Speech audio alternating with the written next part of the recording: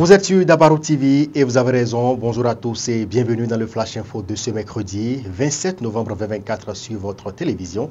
Nous démarrons par cette information de la commune de Kouandé.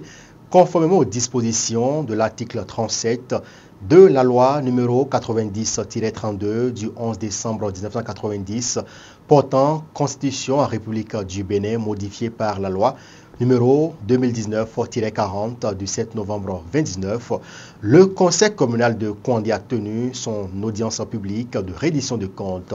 Ce deuxième exercice de l'année s'est tenu le 22 novembre 2024 sous la houlette du deuxième adjoint au maire, Taïrou Ibrahim Baparapé.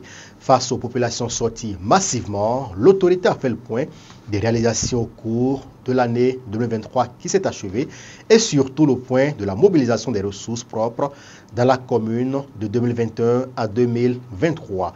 Selon le point présenté par le DAM, grâce aux produits des services du domaine et ventes diverses, les impôts et taxes et autres produits, le conseil communal a mobilisé plus de 114 millions de francs CFA contre 118 en 2022.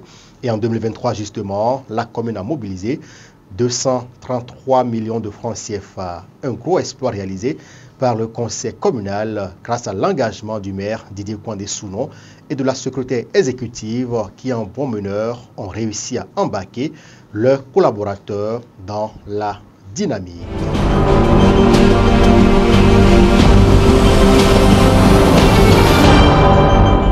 On parle sport dans ce flash info. Le président de la Ligue régionale de volleyball Bogoa-Libouri, Sofianou Mama, a été nommé chargé de mission du président de la Confédération africaine de volleyball Zone 3 Ali Yaro. C'est à travers une décision signée le 17 novembre 2024. Et cette nomination est une reconnaissance de son travail exceptionnel pour le développement du volleyball dans la région septentrionale du Bénin, où il contribue à l'organisation de compétitions de qualité et à l'émergence de jeunes talents. Grâce à son leadership, le volleyball dans cette région a connu un véritable essor tout en attirant de plus en plus de pratiquants et d'attention.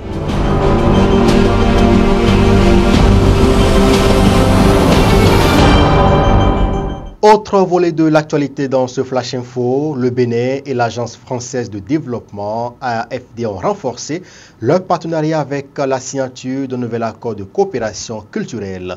Cet accord signé le vendredi 22 novembre 2024 par Romuald Ouadaï, ministre béninois de l'économie et des finances et de la directrice de l'AFD, prévoit un appui budgétaire de près de 36 milliards de francs CFA. Les fonds seront alloués à la mise en œuvre de la politique publique culturelle du Bénin.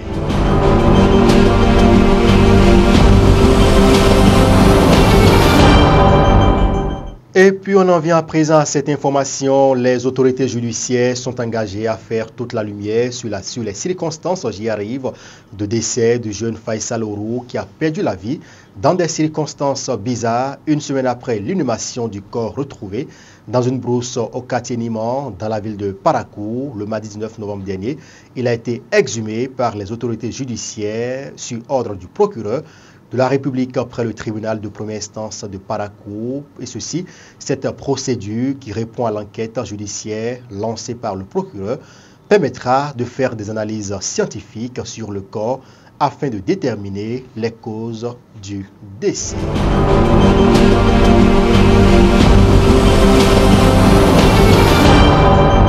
Sur le continent à présent, République démocratique du Congo, près d'un quart de la population, soit un peu plus de 25 millions de personnes, souffrent de la faim, dont 3 millions en situation d'urgence humanitaire. Pour répondre justement à cette crise, la FAO, Organisation des Nations Unies pour l'alimentation et l'agriculture, estime avoir besoin de 330 millions de dollars et la directrice générale adjointe de cette organisation vient d'effectuer une tournée dans l'est du pays où elle a notamment rencontré des déplacés. En Europe à présent, c'est pour la première fois que le ministre français de l'Europe et des Affaires étrangères vient en Afrique subsaharienne depuis sa prise de fonction en septembre dernier.